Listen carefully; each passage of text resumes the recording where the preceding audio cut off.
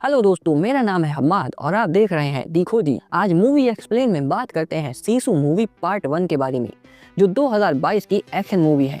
तो चलो video start करते हैं। फिल्म शुरू होती है 1944 से, जहां हमें बताया जाता है कि सेकेंड वर्ल्ड वॉर खत्म हो चुका है और नाजीज सेना को भी फिनलैंड छोड़कर वापस जाना है। लेकिन नाजीज लौटते समय अपने रास्ते में आने वाली हर चीज़ को तबाह करते हुए जा रहे हैं। फिर अगले सीन में हम एक आदमी को देखते हैं जो पानी में सोना ढूंढ रहा होता है। इसके बाद वो नदी के पास एक गड्ढा खोदता है जिसमें उसे बहुत सारा सोना मिलता है।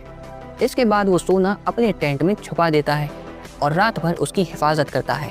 अगली सुबह वो सारा सोना लेकर अपने कुत्ते के साथ निकल जाता है। रास्ते में उसे कुछ नाज़ी सिपाही मिलते हैं।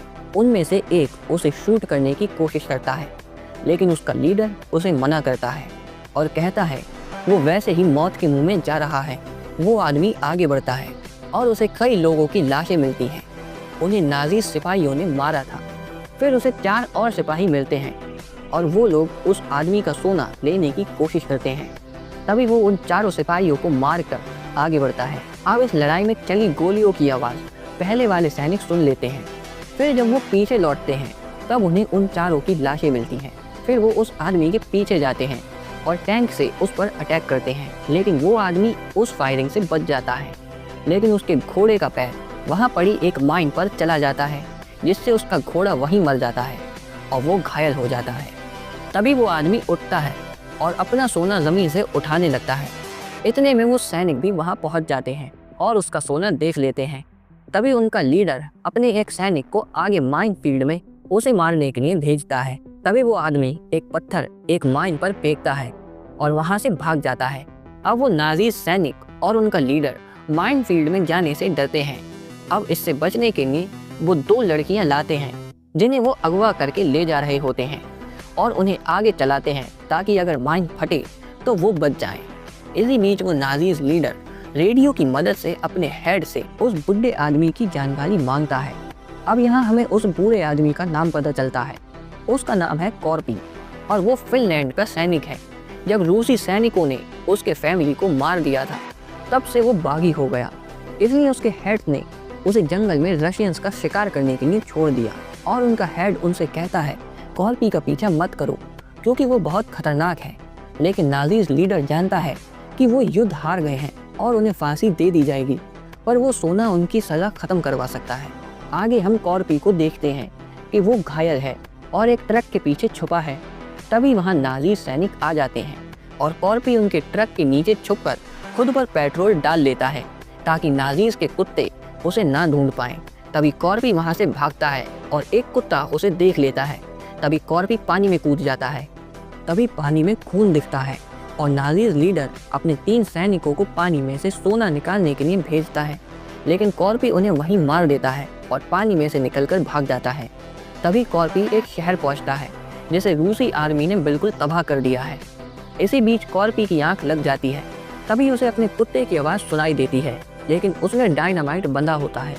कॉर्पी उसे निकाल के फेंक देता है।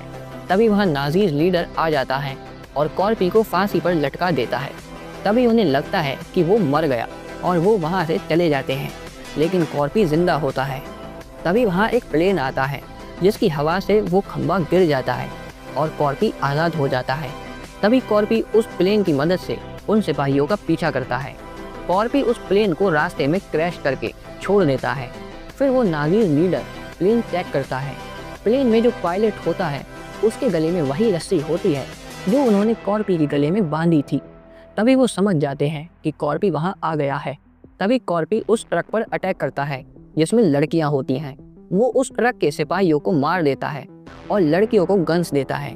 तभी कॉर्पी टैंक पर जंप करके जाता है और दूसरे ट्रक के सारे सैनिकों को वो लड़कियां मार देती हैं।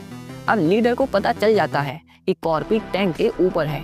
तभी लीडर दूसरे सैनिक जिसका नाम वुल्फ है उसे कहता है ऊपर जाकर उसे ख़त्म करो। तभी कॉर्पी और वुल्फ टैंक से गिर जाते हैं।